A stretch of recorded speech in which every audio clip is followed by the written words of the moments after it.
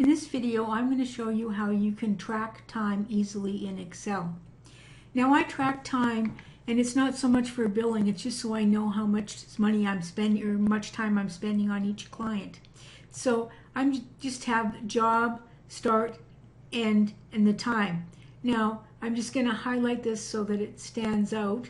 So I'm going to home, and so I've just colored the background of these titles. Now, I normally track jobs by the people that I'm doing it for. So let's put Brian in here. And then I'm going to put Susan. And I'm going to put Joe in here.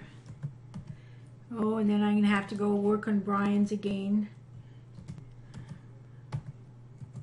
And maybe I have to work on Joe's again. Okay, so to automatically put the start time in, what you do is you go Control Shift semicolon, and that's going to put the time in. Now, so let's change these times a little bit. Let's make it 1 o'clock here. And then I'm going to put the end time in. And so Control Shift and semicolon, and it's going to put the time in. Now, to figure out the time, what I'm going to do is I'm going to go equals, and I'm going to go the end time, and I'm just going to subtract the start time.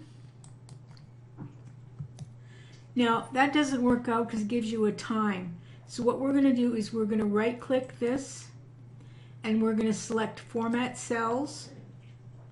And what I'm going to do is Custom, and I'm going to select hours and minutes. And I'm going to say OK. So now let's put in some more times here. Once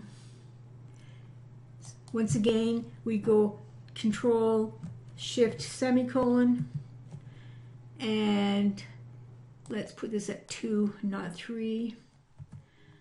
And let's go Control Shift and semicolon. And then what we can do is we can drag down this. Okay, so let's put in another one for Brian down here. Let's go Control Shift and semicolon. And let's go Control Shift and semicolon again.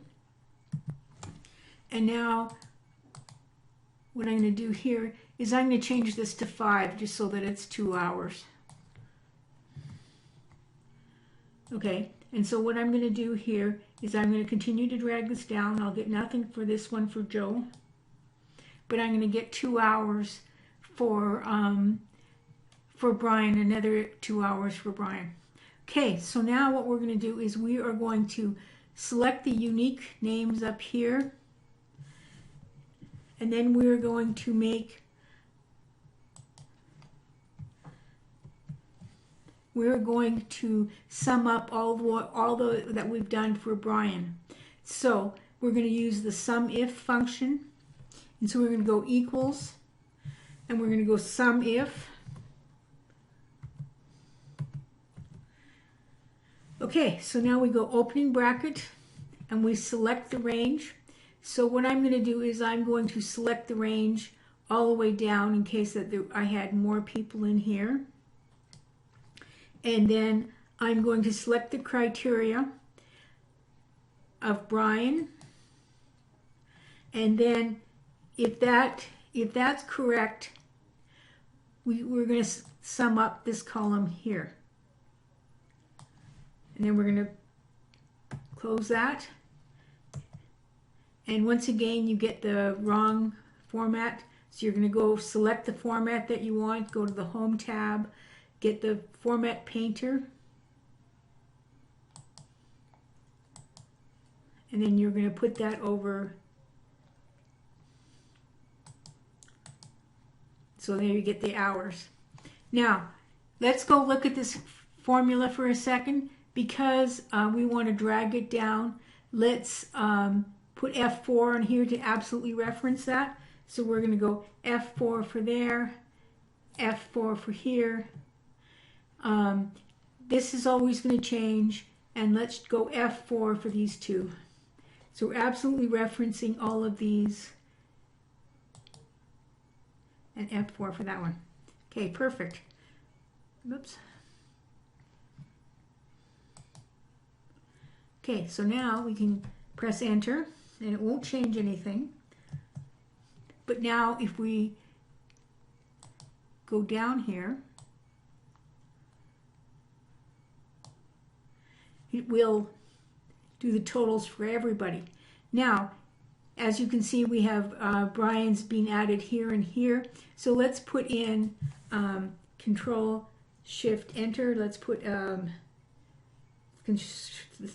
Control Shift semicolon, and so let's put in make it 211,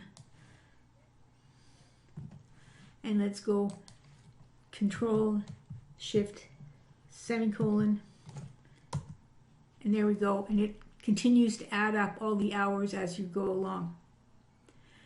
So this is how you can make a time tracker for your work.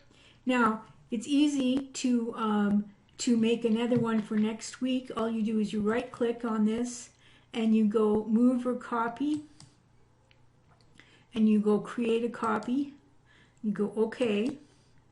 And so now on sheet 2, if you wanted to put in the date, what you do is you just go Control semicolon, and that's going to put in the date automatically, so you know.